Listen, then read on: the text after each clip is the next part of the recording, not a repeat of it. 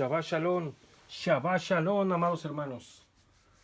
Qué bendición tan grande estar en este hermoso día de Shabbat con ustedes, compartiendo, ¿verdad? Bueno, amados Ajín, vamos a continuar, ¿verdad? Vamos a continuar con los comentarios de esta Parashá Re'eh, ¿verdad? Donde nos quedamos ayer, en el 12:1, ¿verdad? Bueno, pero vamos a aclarar, ¿verdad? Vamos a recordar, ¿verdad? Que esta parashá se llama Re'eh, mira, ¿verdad? O enfócate, ¿verdad? Es lo que quiere decir Moshe, ¿verdad? Enfóquense. Y fue lo que estuvimos desenfocados por muchos años, ¿verdad? Entonces, ahora esto también es para nosotros, ¿verdad? Re'eh, mira, ¿verdad? Y entonces Moshe está dando estas instrucciones, ¿verdad? Para el pueblo antes de entrar a la Eretz de Israel, a la tierra de Israel. Amén. Bueno, ahora sí, ya que recordamos cómo se llama esta parashá, hay que enfocarnos, ¿verdad? Mira. Y estos son los hukim, los estatutos y los mishpatim, los juicios que ustedes guardarán para hacer en la Eretz, en la tierra, que dio Yahweh, Elohei de sus padres, a ustedes para poseer, por todos los días que ustedes vivan sobre la Adama, sobre la tierra, ¿verdad? Sobre esta tierra bendita. Amén. ¿Verdad? Estos son los mandamientos, ¿verdad? Que Yahweh está dando, ¿verdad? Recordemos que están en el desierto no se podían guardar ciertos mandamientos porque no tenían tierra. Entonces, al entrar a la tierra, entonces ya tienen que guardar muchos más mandamientos, ¿verdad? Y vamos a leer el comentario sobre este pasaje, sobre el 12, ¿verdad? La salida de la tierra. Los mandamientos que figuran en este pasaje están particularmente relacionados con la Eretz de Israel, sea porque se refieren a la eliminación de todo vestigio de idolatría de la tierra, o porque se refieren a los mandamientos que se realizan de manera exclusiva o participal en ella. Amén, amén, amén. Entonces, ¿verdad? Eso se refería a la tierra. Y bueno, ya no hay más explicación porque, o sea que si estamos entendiendo, ¿verdad? Que no tenían siembra en el desierto, no tenían frutos, ¿verdad? Porque todavía comían maná, ¿verdad? Bueno, aquí creo que ya estaban comiendo de este lado del jardín, ¿verdad? Pero todavía no podían guardar mandamientos, ¿verdad? Que tenían que ver con la tierra. Incluso, ¿verdad? Que hasta se les olvidó el mandamiento de guardar el año shabático, ¿verdad? Que se les pasó o no lo quisieron guardar. No lo quisieron guardar, ¿verdad? Entonces quiere decir que, fíjense que eso quiere decir que desde entonces el Sanedrín ya estaba un poco mal, ¿verdad? Al no querer guardar ese mandamiento. Porque no digamos que no lo entendieron, simplemente no lo quisieron guardar. El mandamiento shabático del año shabático. Simplemente no lo quisieron guardar, porque nosotros en la actualidad lo estamos entendiendo. Me imagino que ellos tenían más discernimiento que nosotros. Amén. Entonces vamos a seguir con el 2. Ustedes destruirán todos los lugares donde sirvieren allí las naciones que ustedes están expulsando a sus dioses, sobre las montañas, en lo alto y sobre los collados, y debajo de todo árbol verde, debajo de todo árbol de acera, dicen en el hebreo, ¿verdad? O más adelante creo que dice, sí, más en el siguiente dice. Bueno, A ver, permítanme. Aquí está.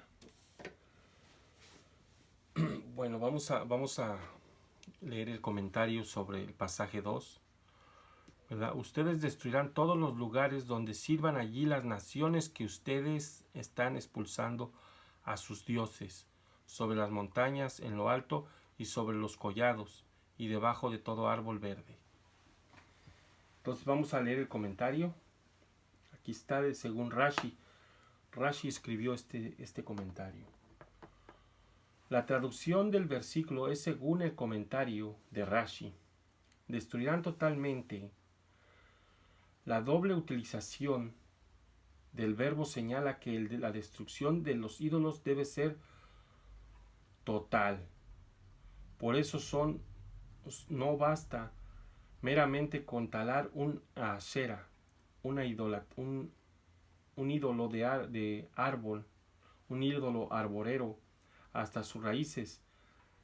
Ha de ser extirpado de la tierra, ¿verdad? Rashi. ¿Verdad? Entonces podemos ver, ¿verdad? Que esto tenía que ser totalmente destruido, ¿verdad? Ya lo hemos estado comentando. Es lo que va a volver a pasar, pero ahora va a ser a nivel global. Va a ser destruido todo lo que esté cerca de la idolatría. Y bueno, vamos a seguir leyendo porque esto casi va junto. Miren, ustedes derribarán sus altares y quebrarán sus estatuas y sus acera, sus árboles de adoración pagana, quemarán en el fuego, y sus petzilim, sus estatuas de ídolos, símbolos de sus dioses, ustedes cortarán y destruirán sus nombres de ese lugar. De ese lugar, ¿verdad? Bueno, vamos a seguir leyendo el comentario. De este versículo, Rabí Akiva infiere que donde sea que uno vea una montaña alta o un árbol frondoso, se debe suponer que allí se ha colocado un ídolo o altar. Al parecer, los cananeos fijaban sus ídolos donde el entorno manifestaba los poderes de la naturaleza, los que asociaban con sus creencias paganas. Y esto nos suena, ¿verdad? A la Pachamama, ¿verdad? La adoración a la tierra, allá por Sudamérica, se me hace, que adoran a la Pachamama. Y bueno, esto, hermanos, también los árboles de acera, ¿verdad? Mire qué dice, sus aceras, árboles verdes de adoración pagana. ¿A qué les suena a esos árboles? Esos árboles de acera, árboles verdes de adoración pagana. Pues el árbol de Navidad, sí, sencillamente es eso. Sencilla y claramente es el árbol de Navidad, que se vino arrastrando, lo vinieron camuflajeando. Ahorita ya se ve muy bonito, ¿verdad? Con sus esferas. Pero fíjense que como es un árbol de adoración pagana. Con el niño Dios debajo, los reyes magos, que no tienen nada que ver con los magos del Oriente. Todo esa simbología que se vino injertando, ¿verdad? En las religiones, totalmente cegando el entendimiento de las personas, cegando totalmente el entendimiento de la gente. Y es lo que pasa cuando tenemos ceguera espiritual, ¿verdad? O sordera. Pero como la parashá se llama Mira, era una ceguera espiritual. Ceguera espiritual, ¿verdad? Recordemos que el pueblo, venían con ellos extranjeros de 70 naciones. O sea que no estaba el pueblo cerrado a recibir gente. La gente no quería ser parte de este pueblo, porque las leyes para ellos eran muy estrictas, como lo que pasa ahorita, que nadie se quiere someter a la voluntad de Elohim, nadie se quiere someter a los mandamientos de Elohim, ¿verdad? Totalmente la gente cegada espiritualmente por todo lo que vino aprendiendo de sus padres, de las religiones, ¿verdad? Que esto no se debe de guardar, que eso es para los judíos, sacando todo fuera de contexto, ¿verdad? Somos la iglesia, ya el pueblo judío es aparte, a nosotros la bendición, para ellos la maldición, ¿verdad? No. Todo, ¿verdad? Todo la ceguera espiritual a causa de todo este tipo de idolatría. Vamos a seguir leyendo el comentario. Borrarán sus nombres. No solo se debe eliminar los ídolos, sino que además el pueblo no debía referirse a ellos con sus nombres. Más bien,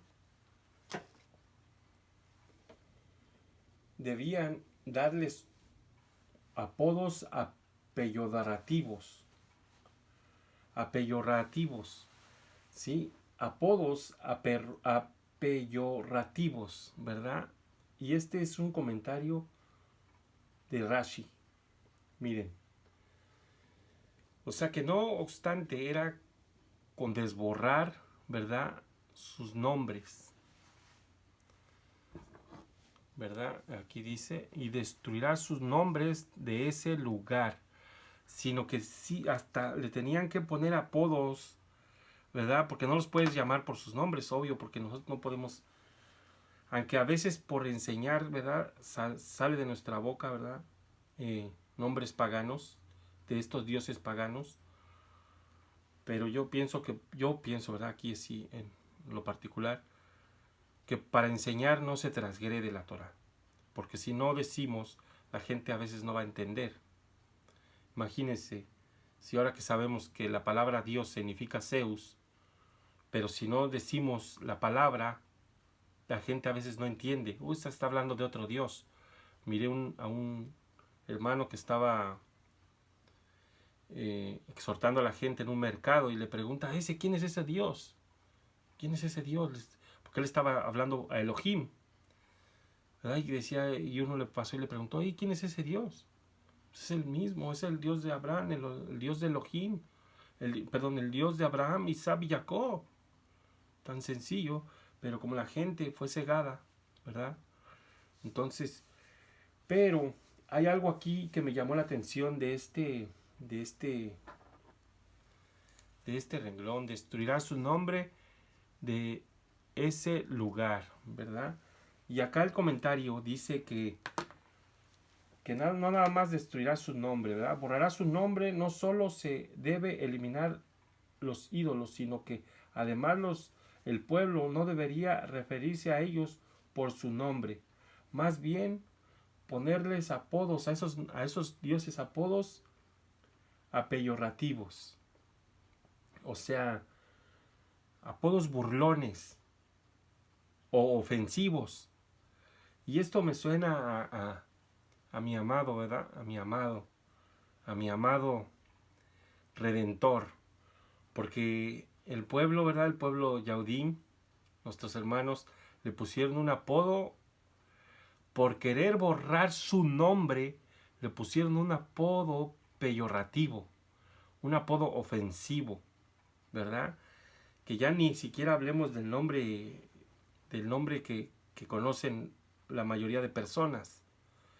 Pero como ellos le pusieron, ¿verdad? Yeshu, y luego ya lo tradujeron a otras lenguas, pero el apodo es ofensivo, ¿verdad? Que fue lo que hicieron, ¿verdad?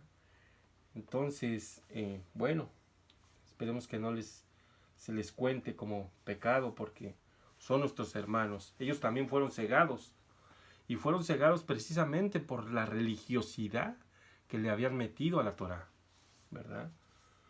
Por toda esa religiosidad que no va, prácticamente Torah oral. Torah oral no es lo mismo que tradición oral, ¿verdad? Tradición oral es comentarios que se pasaron de generación en generación, pero Torah oral pues ya es otra cosa. Amén, amén, amén. Sigamos con el 4. No harán así a Yahweh su Elohim. No harán así a Yahweh su Elohim, ¿verdad? Esto nos debe de hacer clic en la cabeza, ¿verdad? Porque, ¿qué pasa cuando llevas un árbol de Navidad al templo donde adoras a Elohim? Ahí está, transgrediendo totalmente esta ordenanza, este mandamiento. No harás así a Yahweh su Elohim. ¿Sí? ¿Qué haces? Que metes en tu sinagoga, se puede decir sinagoga o templo, como lo conocemos, ¿verdad? Y meten árboles de Navidad, ¿verdad? Totalmente aberrante, haciendo lo contrario, hermanos, haciendo lo contrario. Árboles de acera. Miren lo que dice. Sus aceras, sus árboles verdes de adoración pagana. Verdes o plateados, como sea. Digo, nosotros ya estuvimos ahí, sabemos, ¿verdad? Totalmente que ahora que se nos abrieron los ojos, ahora reé, ¿verdad? Ahora miré, ¿verdad? Ahora he mirado todo lo que hacíamos, todo lo que hicimos, ¿verdad? En el pasado, y ahora como la Torah te quita esa ceguera espiritual, ¿verdad? Amén, aleluya. Bendito sea nuestro Elohim, amados hermanos, bendito sea Él, porque solamente Él es el que nos puede quitar la venda de los ojos, las escamas. Vamos a leer el comentario del 4, ¿verdad? No harán así a Hashem.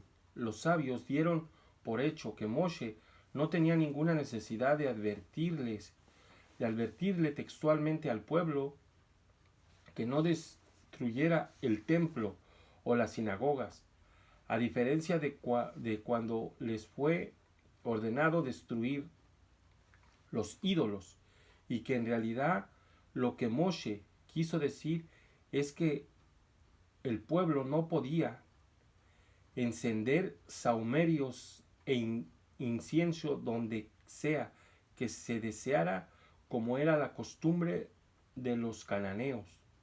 Por otro lado, el pueblo tiene prohibido borrar el nombre de Elohim o destruir cualquier piedra de altar, ¿verdad?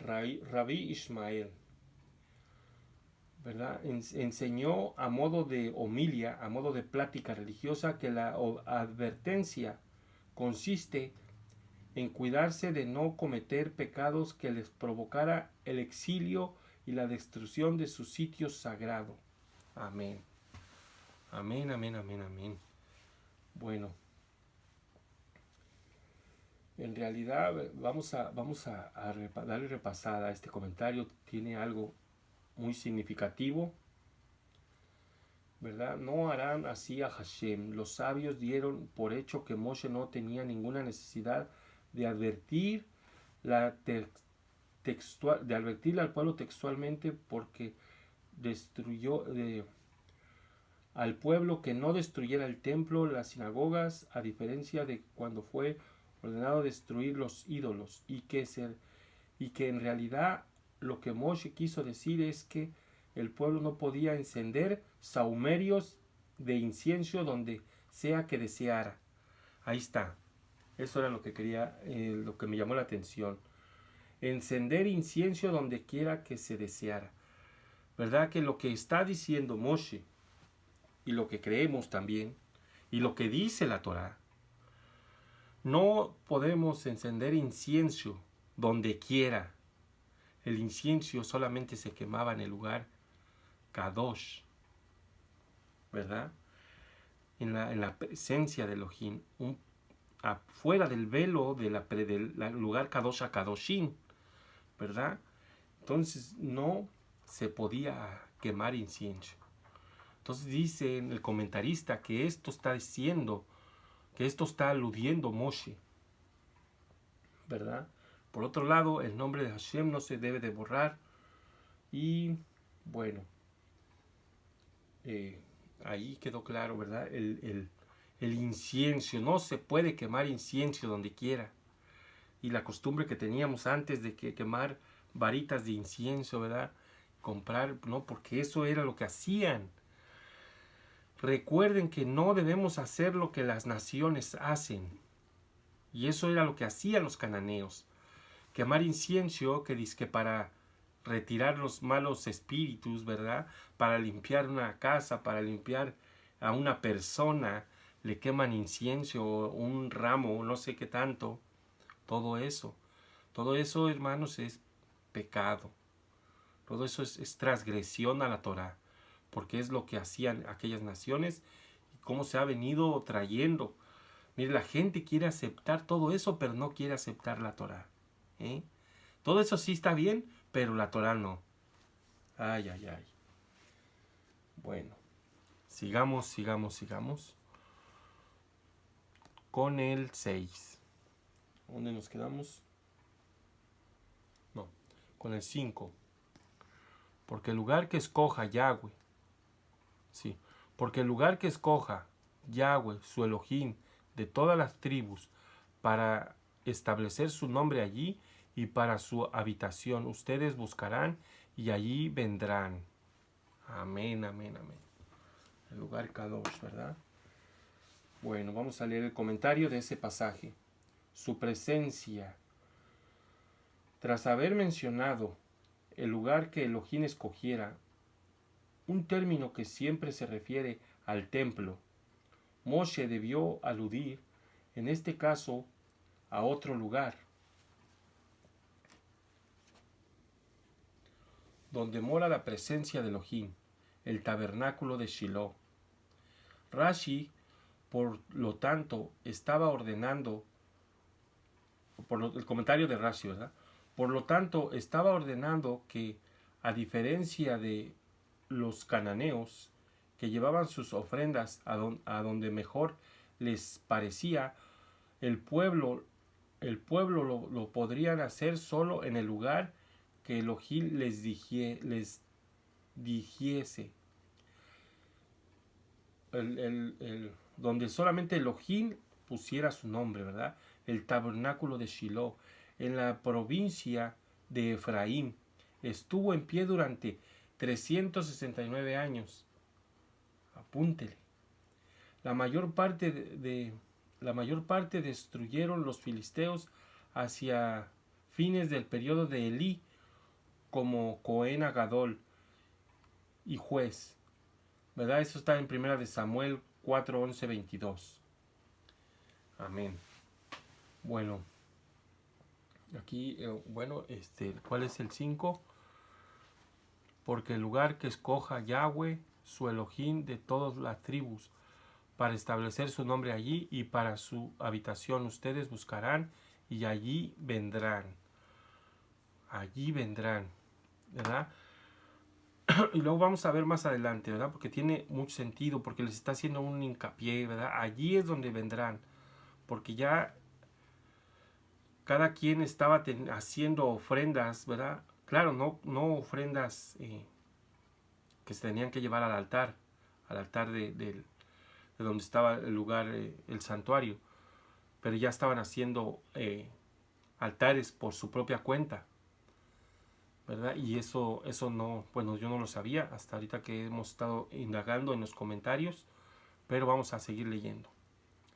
Y ustedes traerán allí sus holotejeem, sus ofrendas quemadas, y sus shibejeim, sus sacrificios, y sus maaserim, sus décimas partes, partes que se apartan para Yahweh, y las terumá, las colectas, las contribución de sus manos, y sus nedarim, sus votos, y sus nedabá, sus ofrendas voluntarias, y los becorot, los primogénitos de tus reses y tus ovejas.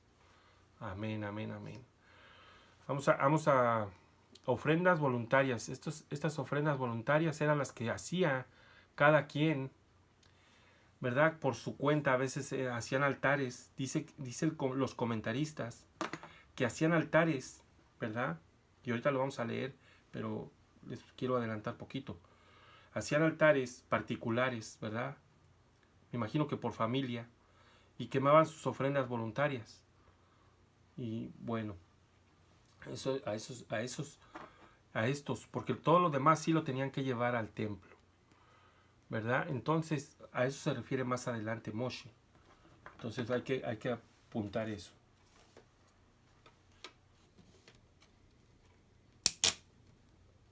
Amén. Sus ofrendas de elevación y sus ofrendas festivas. El versículo enumera las ofrendas animales y agrícolas que se deben llevar al templo. Las ofrendas de elevación son aquellas que se queman por completo sobre el altar, mientras que las ofrendas festivas son aquellas que se suelen compartir con la familia e invitados de quien las trae. La mención conjunta de ambos términos suele aparecer como una referencia genérica a todos los tipos de ofrendas de animales y aves. Aquí Moshe se refiere a las ofrendas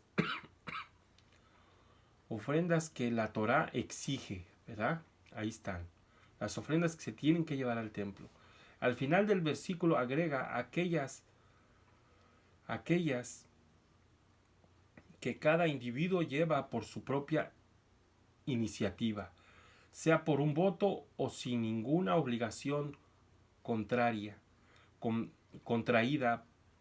previamente. Ok, ahorita lo seguimos leyendo. Ok, entonces se refieren a estas, las de voto,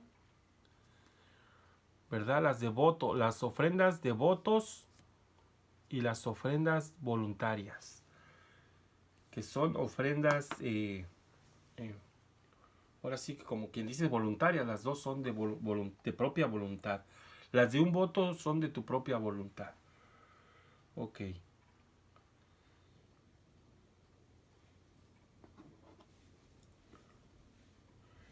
En este contexto, los diezmos son los de animales que se llevan como ofrendas, ¿verdad? Y eso está ya en Valliclá 27:32. Y el segundo diezmo de las cosechas, ¿verdad? Y lo que levanten con su mano se refiere a las primicias. Amén, amén, amén. Entonces vemos que hay ofrendas, ¿verdad? Que se tenían que llevar, ¿verdad? En los tiempos señalados, en las fiestas, ¿verdad? Y las ofrendas voluntarias. Les aclaro esto porque más adelante se va a hacer una diferencia. Pero al final todo va a conjuntar. Pero ahorita lo vamos a leer. Entonces quedamos en él. Vamos a leer el 7. Y comerán ustedes allí en la presencia de Yahweh, su Elohim, y se regocijarán en todas las obras de tú y tu casa, donde te haya bendecido Yahweh, tu Elohim. Lo voy a leer de nuevo. Y comerán ustedes allí en la presencia de Yahweh, su Elohim, y se regocijarán en todas las obras, tú y tu casa, donde te haya bendecido Yahweh, tu Elohim. Amén, amén. Ok. Y se alegrarán cuando sirvan a Elohim. Habrán de hacerlo con alegría. ¿Sí? Que dice, y comerán ustedes allí en la presencia de Yahweh, su Elohim, y se regocijarán en todas las obras. O sea, y te alegrarás. Acá la tenemos traducida como y te alegrarás. A ver. Permítanme. ¿Cuál es el 7? A ver.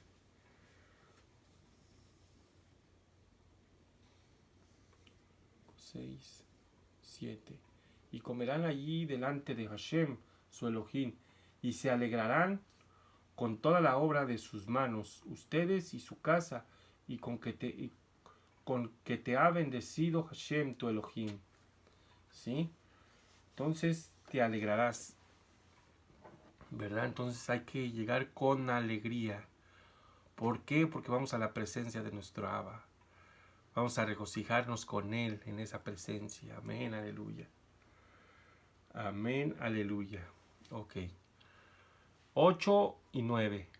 No harán como todos nosotros. Esto es aquí hay algo, ¿eh?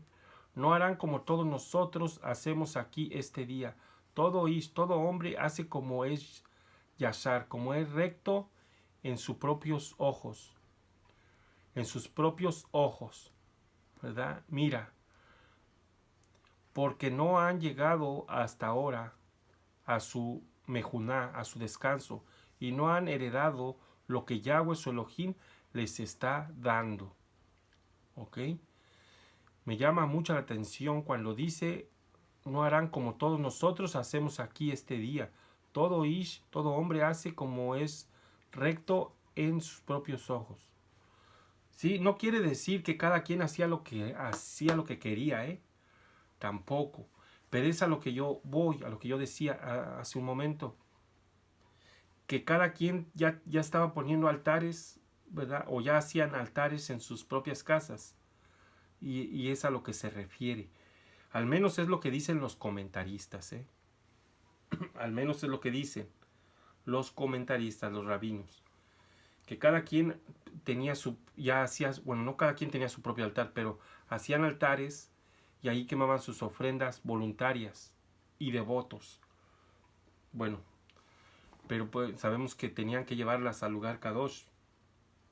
Pero a esto se refería, ¿verdad? Que cada quien hacía lo que a sus ojos era bueno.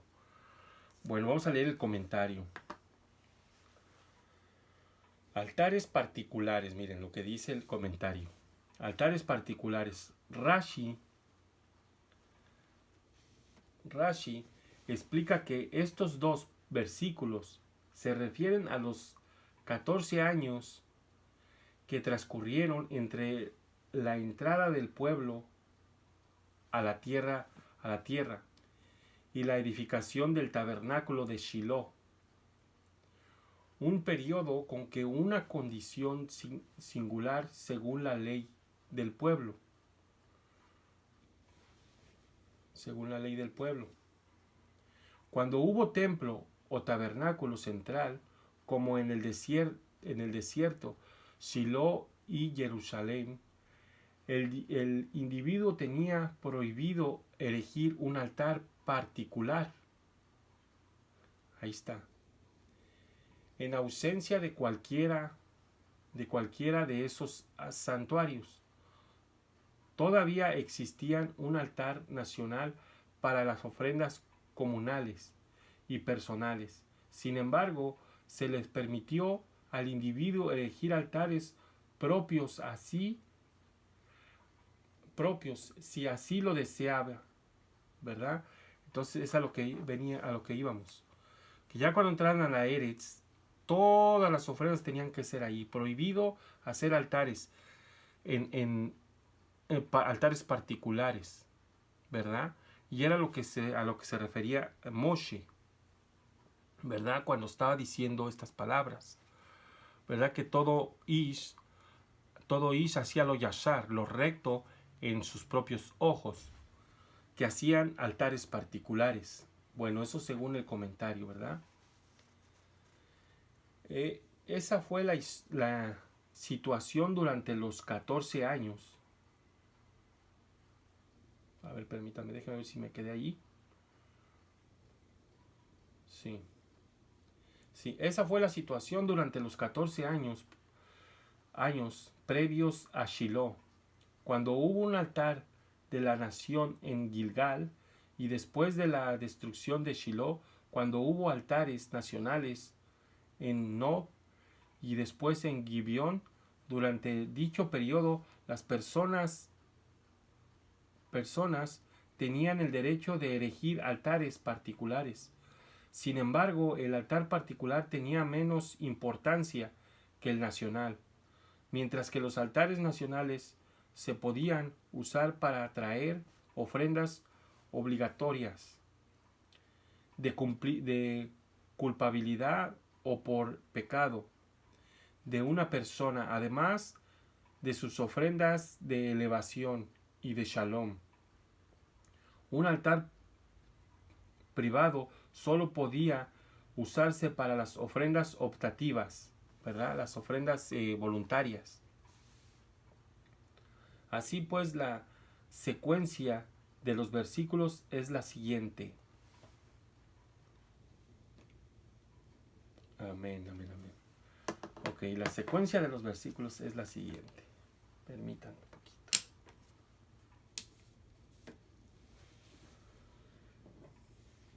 Cuando pasen el Jardín y entren en la Eretz, y el único altar de la nación sea el de Gilgal, se permitirán los altares particulares, pero en sus altares particulares no harán como todo lo que hacemos nosotros aquí hoy. Es decir, tenían prohibido ofrecer todo tipo de ofrendas en el altar particular. Más bien, las únicas ofrendas que podrán llevar allí son las de cada hombre, según lo correcto a sus ojos, es decir, las ofrendas optativas descritas anteriormente, ¿verdad? Las que decíamos. La razón por la cual esta nueva condición prevalecería es porque no habrán venido todavía al lugar de descanso. Ahí está. O sea que mientras anduvieran por guerra, fíjense, es lo que está diciendo, anduvieron en la guerra, anduvieron viajando, saliendo, ¿verdad? Y entonces podían elegir altares particulares. Sí, y fíjense que tiene lógica, tiene mucha lógica, porque imagínense todo lo que tenían cuando anduvieron conquistando la tierra, anduvieron viajando, anduvieron en caballo todo el tiempo, anduvieron para allá y para acá. Entonces sí tenían el derecho de hacer altares particulares, ¿verdad? Ok. Lo correcto a sus ojos, es decir, las ofrendas optativas descritas anteriormente. La razón por la cual esta nueva condición prevalecería es porque no habrán venido todavía al lugar de descanso, o sea, al reposo, es decir, Shiloh, que fue un sitio temporal de reposo para la presencia divina, o a la heredad, es decir, el templo de Jerusalén, que fue su heredad eterna. Amén, amén, amén. Bueno, ahora, sobre todo esto que se ha leído ahorita, ¿verdad? Bueno, sobre estos altares particulares, vamos a ver qué dice Rambán.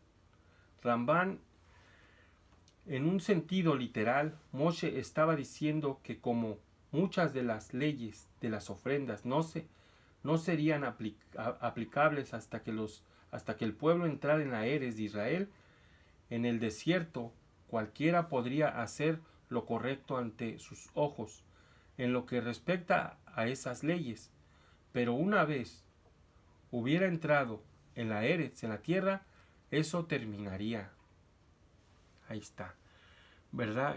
Rambán refuta todo esto que acabamos de leer, porque él está diciendo que no se refiere a eso, se está refiriendo a todos los mandamientos que tienen que guardar en la Eretz.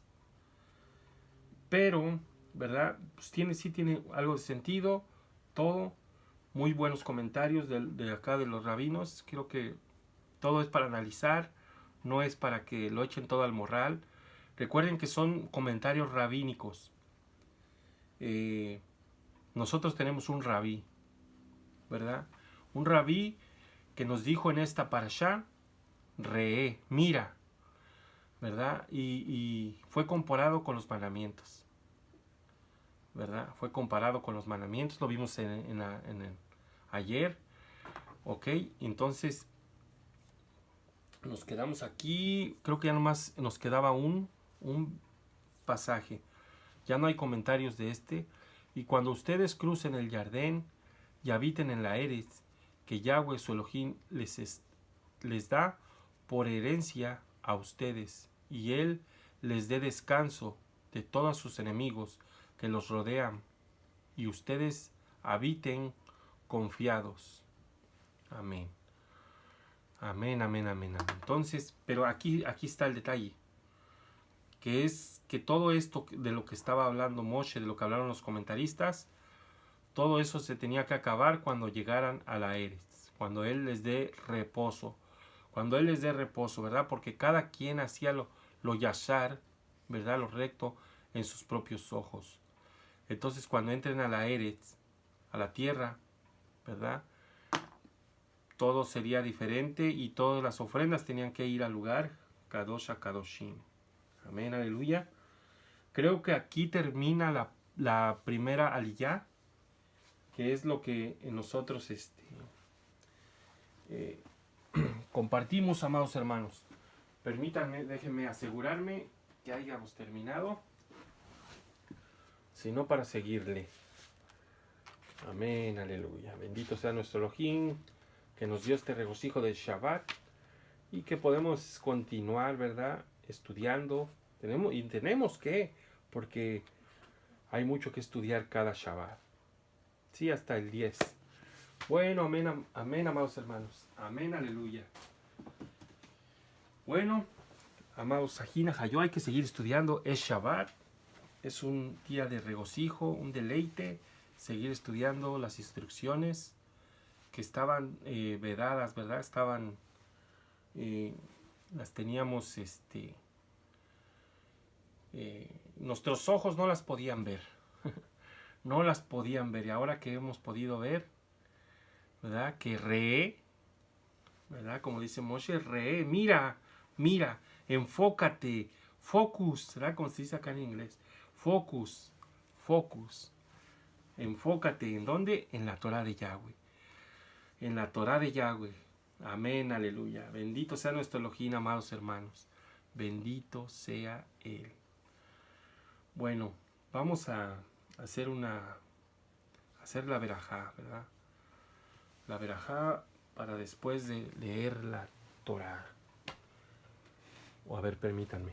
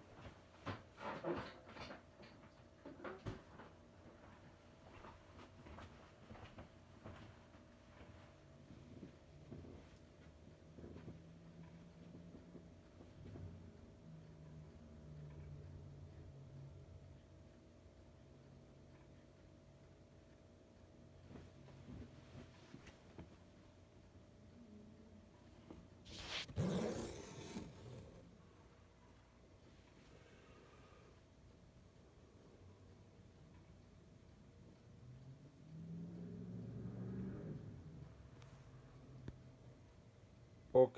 Creo que hubo un error aquí, amado Sahin. Bueno, amado Sahin, hasta aquí lo dejamos, ¿verdad? Hay una disculpa por lo último. Que el Padre Eterno los bendiga, que el Padre Eterno los guarde y que el Padre Eterno les conceda Shalom. En el nombre de Yahshua HaMashiach. Amén, amén y aleluya.